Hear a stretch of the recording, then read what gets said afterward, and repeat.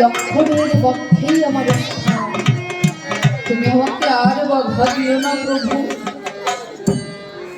কারণ আমি যার কাছে থাকি আমি যে তার আজ্ঞাবাহী দাস, তার আদেশ যে আমাকে পালন করতে হবে, তাই তুমি আমাকে আর বাধা দিও। আমি লক্ষণের পক্ষে পতিত হব ঠিকই, কিন্তু আমি কথা দিচ্ছি পুত্র প্রভু লক্ষণ পুনরায় প্রাপ্ত হবে। তাই মন্দ গতি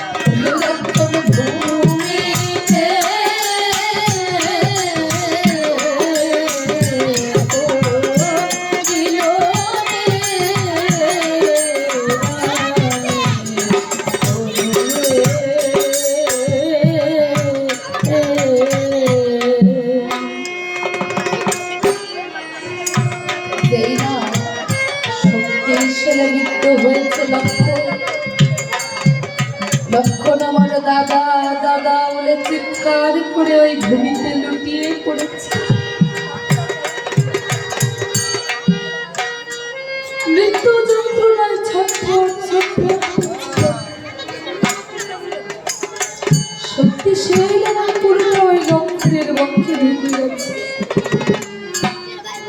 তখন প্রভু রামচন্দ্র ভাইয়ের এই মৃত্যু যন্ত্রণা সহ্য না করতে পেরে বিষম্ভার মূর্তি ধরে এক টানে ওই শেলটিকে আমার তিন খণ্ড। তখন সত্যি শেল কেঁদে কেঁদে বলছে, প্রভু আমি যখন এক খণ্ডে ছিলাম তখন আমার দাঁড়াবার মতো জায়গা ছিল, আর তুমি এখন আমাকে তিন খণ্ড করে দিলে আমি কোথায় গিয়ে দাঁড়াবো প্রভু? প্রভু রামচন্দ্র বলছে, সত্যি সে আমি যখন তোমাকে তিন খণ্ড করেছি তোমাকে দাঁড়াবার মতো জায়গা আমি দেখিয়ে দেব। তাই শক্তি সেনকে রেখে রেখে বলছে, প্রভু আর শোনো শোনো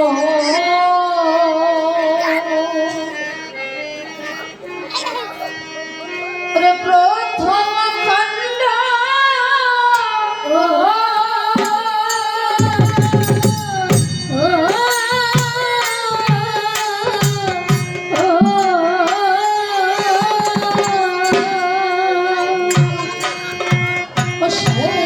বলি যে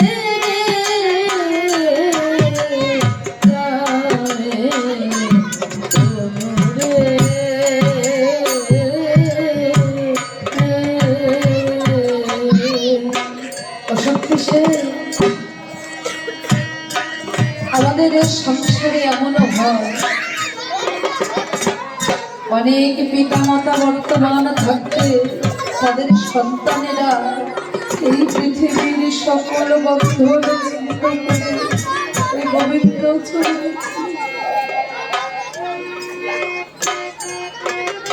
পিতামাতা বেঁচে থাকতে সন্তান হারানো এ কি শেল সম আঘাত।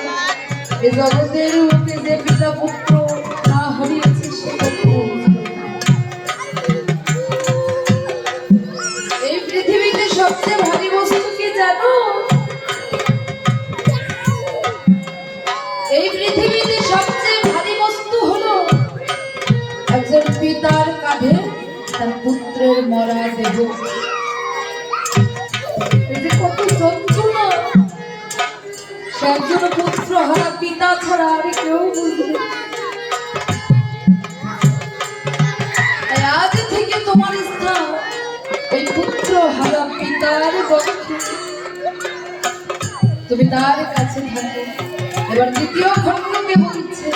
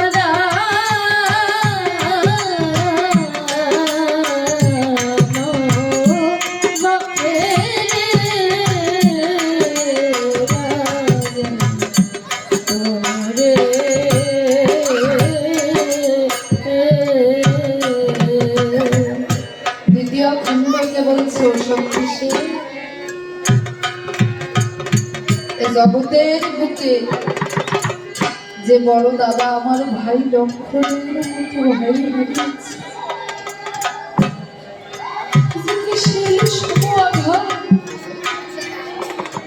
যে ভাই না হারিয়েছে সে কখনো বুঝবে না। এ পৃথিবীতে কেউ সহ্য করতে পারে না। কোনো বড় দাদা বর্তমান থাকতে তার ছোট ভাই যদি আগে চলে যায়, কত বড় আঘাত।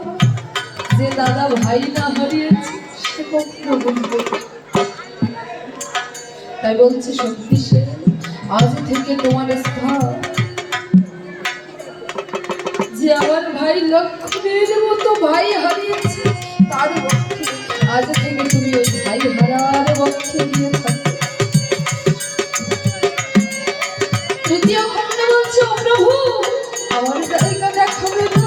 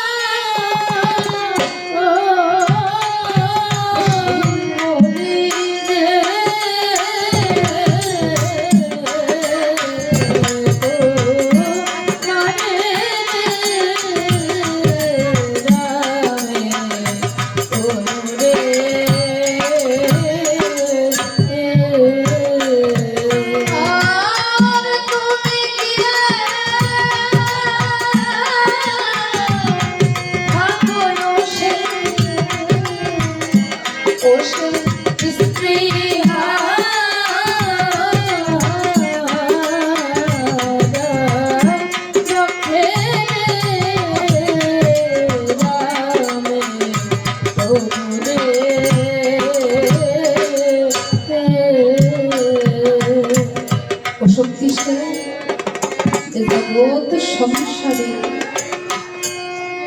যে আমার সীতার মতো সতী স্ত্রী হারিয়েছে, যে কি শেল সম আঘাত।